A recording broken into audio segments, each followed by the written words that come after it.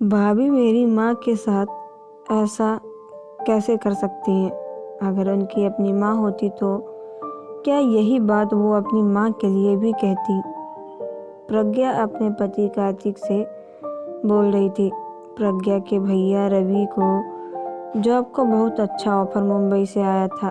भैया भाभी अपने दोनों बच्चों के साथ मुंबई शिफ्ट हो रहे थे, पर वहाँ अभी अपनी माँ को नहीं ले जा रहे थे।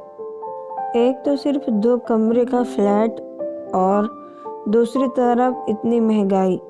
जब हम बड़ा घर लेंगे तब माँ को बुला लेंगे, यही तर्क दिया था प्रज्ञा की भाभी मधु ने। प्रज्ञा ने अपने भैया से कहना चाहा कि माँ यहाँ इस उम्र में अकेले कैसे रहेंगी, तो वो बोले मैं कोई सर्वेंट लगा दूंगा जो माँ का ख्याल रखेगी। पर साथ ले जाने से वो भी कतरा रहे थे, शायद अपनी पत्नी मधु के कहने पर। वैसे मधु भाभी बहुत अच्छे स्वभाव की है, पर शायद मुंबई जाने को लेकर उनको कुछ ज़्यादा ही फ्यूचर की इनसिक्योरिटी फील होने लगी थी। इसीलिए वो माँ को अभी अपने साथ ले जाने से मना कर चुकी थी। कार्तिक, प्रज्ञा, अगर भैया भाभी माँ को मुंबई नहीं ले जा सकते तो माँ हमारे साथ रहेंगी। प्रज्ञा पर कार्तिक, माँ कुछ दिन घूमने आ सकती है, लेकिन हमेशा के लिए हमारे साथ नहीं रहेंगी। हमेशा यही सोच रही है उनकी कि बेटी के ससुराल में नहीं रहना चाहिए। कार्तिक, अच्छा ठीक है, मैं बात कर लूँगा माँ से। अगले दिन कार्तिक अपनी सासू माँ को लेने सुबह सुबह ही दिल्ली से आगरा पहुँच गया। अचानक कार्तिक को आया हुआ देखकर प्रज्ञा के भैया भाभी चौंक गए। कार्तिक को देखकर माँ बहुत खुश हो गई, क्योंकि कार्तिक अपने बिजनेस की वजह से बहुत व्यस्त रहता था, तो ससुराल सिर्फ खास मौक़ों पर ही जाया करता था। कार्तिक ने पहुंचते ही बोला, मैंने सोचा कि आप लोग मुंबई जा रहे हैं, अब तो कई महीने बाद ही मुलाकात होगी, तो क्यों ना आप सबसे मिल जाऊं। भैया, हाँ कार्तिक, बहुत अच्छा किया जो आ गए। और प्रज्ञा क्यों नहीं आई? कार्तिक, भैया माँ की तबीयत थोड़ी ख़राब है, तो उनको अकेला छोड़कर हम दोनों साथ में यहाँ नहीं आ सकते थे, इसलिए प्रज्ञा वहीं रुक गई। भैया, ओके, ये सही किया प्रज्ञा ने। चाय नाश्ते के बाद मधु ने बोला, अच्छा मैं पैकिंग कर लूँ, अभी बहुत सामान पैक करना बाकी है। आपको तो पता ही है कार्तिक भैया, कल शाम दिल्ली से मुंबई के लिए हमारी फ़्लाइट है। कार्तिक, जी भाभी पता है। फिर कार्तिक सासू माँ की तरफ देखते हुए बोली, माँ आप भी जल्दी से सामान पैक कर लीजिए, ज़्यादा नहीं, बस अपनी कुछ साड़ियाँ ही रख लीजिए। इतना सुनते ही मधु भाभी बीच में ही बोली, कार्तिक भैया, माँ हमारे साथ नहीं जाएंगी। आप समझ सकते हो कितनी महंगाई है, और वहाँ घर भी छोटा है। हमने एक सर्वेंट का इंतज़ाम कर दिया है, वो माँ की देख रेख कर लिया करेगी, और हम रोज़ वीडियो कॉल करके माँ का हाल चाल जान लिया करेंगे। कोई परेशानी वाली बात नहीं है। कार्तिक ने भैया की तरफ देखा तो वो चुप थे। फिर मधु भाभी को देखते हुए बोला, भाभी, माँ मेरे साथ दिल्ली जा रही हैं, यहाँ फ्लैट के भरोसे अकेले नहीं रहेंगी। मैं दामाद हूँ तो क्या हुआ, आखिर मैं भी उनका बेटा हूँ। माँ, मधु और भैया आश्चर्य से कार्तिक को देख रहे थे।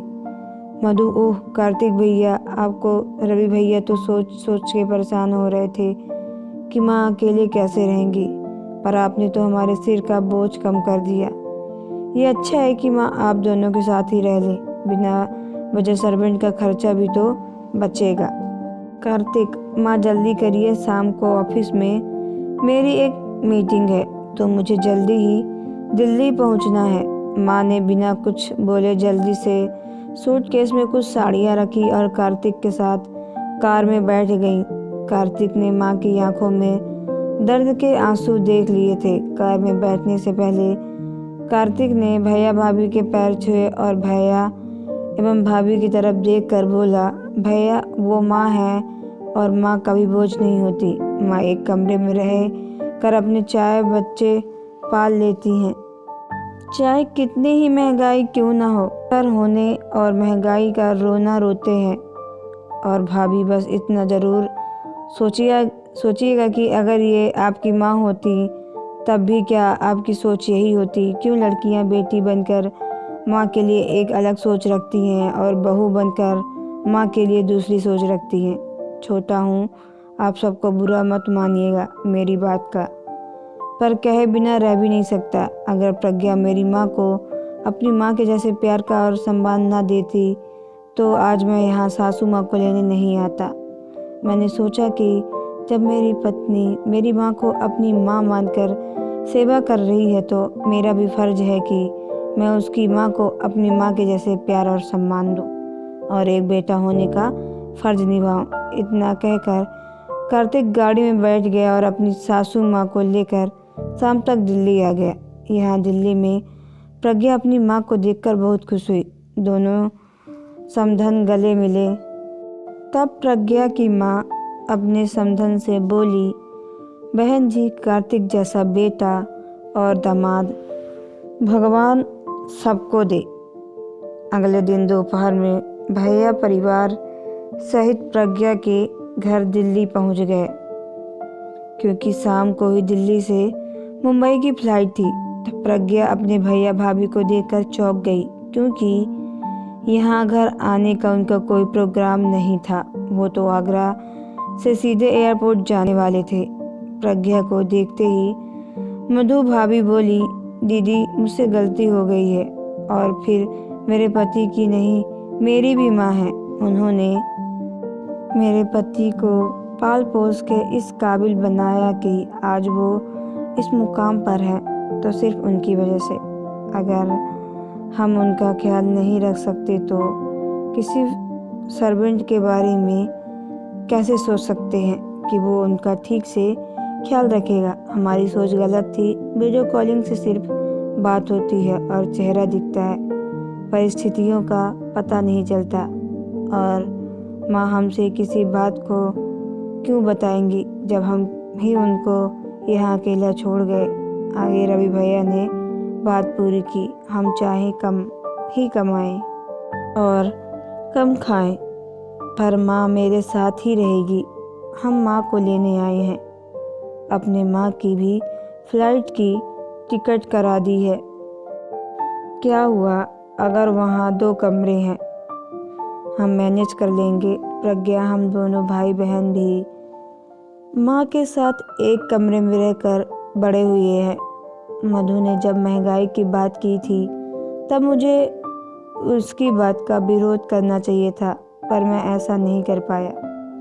कार्तिक ने वहाँ से आते समय जो बातें कही थी उसने हम दोनों की आंखें खोल दी।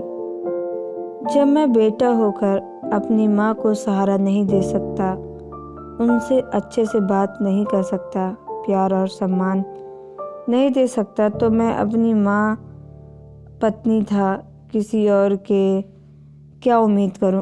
कल को यही व्यवहार अगर हमारे बच्चे हमारे साथ करें तो हमें बच्चों को भी दोष नहीं दे सकते, क्योंकि बच्चे भी वही सीखते हैं जो देखते हैं। रवि भैया ने आवाज़ लगाई, माँ ये क्या माँ?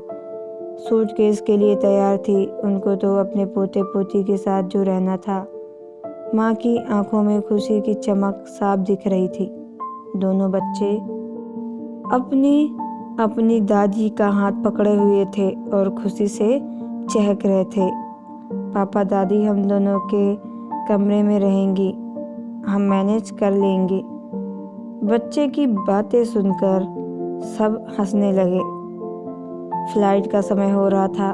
कार्तिक भी मीटिंग खत्म करके घर आ चुका था। सब लोग एयरपोर्ट जाने के लिए गाड़ी में बैठ गए। तब कार्तिक अपनी सासू माँ से बोला, माँ ये भी आपका घर है, वहाँ रहते रहते मन उठता जाए तो कुछ दिन यहाँ आ जाया करिएगा। माँ ने प्यार से अपने दामाद को गले लगा लिया। आज माँ के दिल से बहुत सारी दुआएं कार्तिक के लिए निकल रही थी। दोस्तों, आपको ये स्टोरी कैसी लगी कमेंट बॉक्स में ज़रूर बताएं। अगर आप मेरे चैनल पे नए हो, चैनल को सब्सक्राइब करके बेल आइकन को प्रेस कर ले ताकि आने वाली वीडियो का नोटिफिकेशन आपके मोबाइल पे सबसे पहले पहुंचे, क्योंकि मैं ऐसी स्टोरी आप लोगों तक लाती रहती हूँ। तो चलिए मिलते हैं नेक्स्ट वीडियो पे। Okay bye, take care.